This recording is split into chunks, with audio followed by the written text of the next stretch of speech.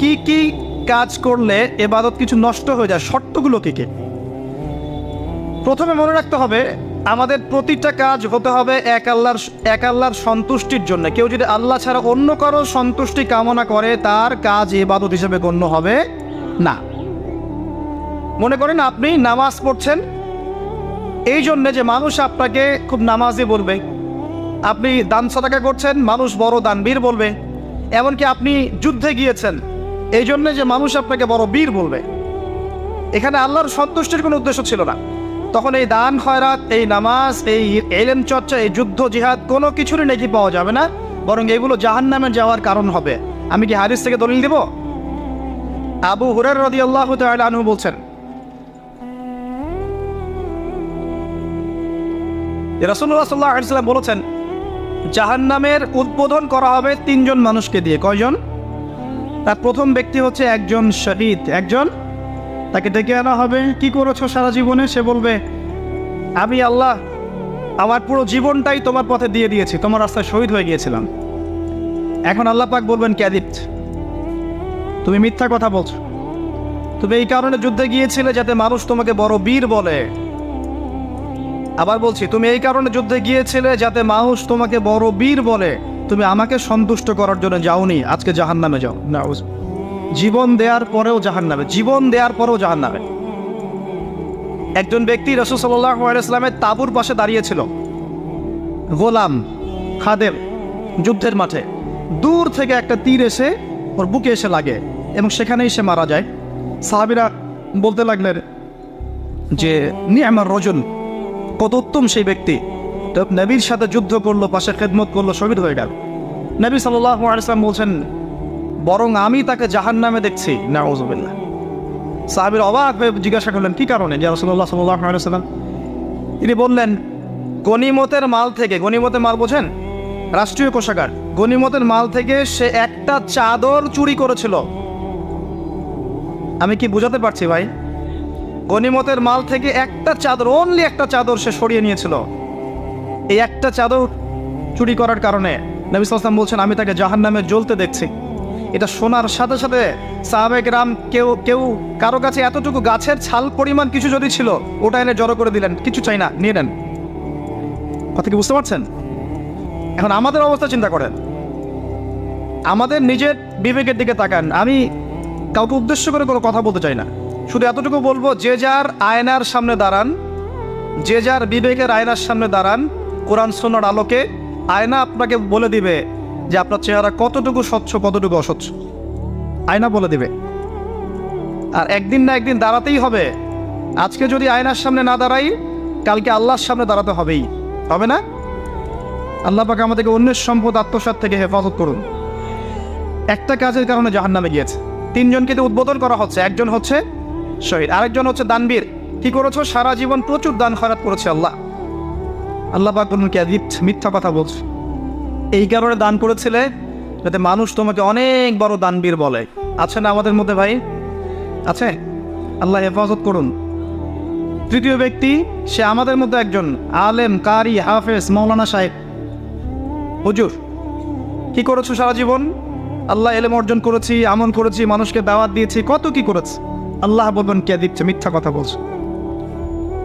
এই কারণে করেছো যাতে মানুষ তোমাকে বড় আলেম বলে, বড় শায়েখ বলে, বড় হাফেজ বলে, বড় কারি বলে, বড় কিছু বলে। মানুষের এই দুনিয়ার এই টাইটেলগুলো পাওয়ার জন্যে তুমি এই কাজ করেছো, আজকে জাহান্নামে যাও। আমরা রিকোয়েস্ট করি যখন মাহফিলের অ্যানাউন্স করা হয়, নাম ধরে ডাকা হয়, সামনে এত বেশি বিশেষণ ব্যবহার করবেন না। আমরা যারা এখানে বসছি আমরা এমন কিছু হয়ে যায়নি যে আমরা একদম জাতির কর্ণধার ভাবতে হবে নিজেকে, এমন কিছু হয়ে যায়নি। আমরা সবাই তালেবে ইলম, জ্ঞানের ছাত্র মাত্র। যতটুকু আছে কিছুটা শেয়ার করতে পারি, এমন না যে আমি সব জানি। আমার চেয়ে অনেক বেশি জানা মানুষ সামনে বসে আছে নিঃসন্দেহে। এখানে এমন অনেক মানুষ আছে যারা আমার চেয়ে অনেক ভালো রাজনীতি বোঝে, অর্থনীতি বোঝে, দিন বোঝে, দুনিয়া বোঝে, ব্যবসা বোঝে, সব বোঝে, আছে না? থাকতেই পারে। তো এত বেশি আইওয়াশ শোডাউন করতে হবে কেন? এই জিনিসটা আমি পছন্দ করি না। এই কারণে হয়তো অনেক সময় একটু রাগ হই যে এরকম ছবি তুলবেন না, এরকম ভিডিও করবেন না, এরকম ভিড় করবেন না। এটা আমি আপনাদেরকে ছোট করার জন্য কখনো বলি না, আমি নিজের রিয়াকে ভয় করার জন্য বলি। আপনারা যদি এরকম করতে থাকেন তাহলে আমার মধ্যে অহংকার আসতে পারে, রিয়া আসতে পারে। এত বেশি টাইটেল ইউজ করতে থাকলে আমার মধ্যে অহংকার আসতে পারে। আর এক জাররা অহংকার তো আমার জাহান্নামে যাওয়ার জন্য যথেষ্ট। এই কারণে নিষেধ করি যে এত বেশি মিডিয়ার কাজের দরকার নাই, এত বেশি ফটো সেশনের দরকার নাই, এত বড় বড় টাইটেলের দরকার নাই। আমি সাধারণ মানুষ, সাধারণ থাকতে দেন, ইনশাল্লাহ দেখবেন লম্বা সময় দিনের খেদমত করতে পারবো ইনশাআল্লাহ। আর যত বেশি চোখ লাগাবেন তত বেশি একটা একটা করে মানুষ মাইনাস হতে থাকবে। হচ্ছে না, হয়নি, এরপরেও কি বুঝবেন না? আল্লাহ পাক বোঝার তৌফিক দান। দুনিয়ার স্বার্থে নয়, শুধুমাত্র পরকালীন স্বার্থে আল্লাহর সন্তুষ্টির জন্য প্রত্যেকটা ইবাদত করতে হবে। এটা হচ্ছে ইবাদত কবুলের 1 নম্বর শর্ত। 2 নম্বর শর্ত হচ্ছে ইবাদত করতে হবে নবী সাল্লাল্লাহু আলাইহি ওয়াসাল্লামের তরিকা এবং পদ্ধতি মোতাবেক। নিজের মন গড়া পদ্ধতিতে কোনো ইবাদত চলবে না। মানে আমিলা আমালান লাইসা আলাইহি আমরুনা ফাহুয়া রাদ। কেউ যদি এমন কোনো কাজ করে যেই কাজের পক্ষে আমাদের কোনো প্রমাণ নাই, মানে আল্লাহর রাসূল এবং সাহাবীদের পক্ষ থেকে কোনো প্রমাণ নাই, সেটা কোশ্চিনকালেও করা যাবে না। সেটা যতই চটকদার মনে হোক না কেন, সেটা করলে কোনো নেকি হয় না। ওই যে এক্সাম্পল দিলাম আপনাকে, হজ করতে হয় ধরেন কাবায়, আরাফার মাঠে। এখন আমি যদি এখানে একটা হজ করার জায়গা খুলে সবাইকে এখানে হজ করে, হজ কি হবে? কথা বুঝতে পারছেন কি? রমাদানের সওম রাখতে হয় রমাদান মাসে।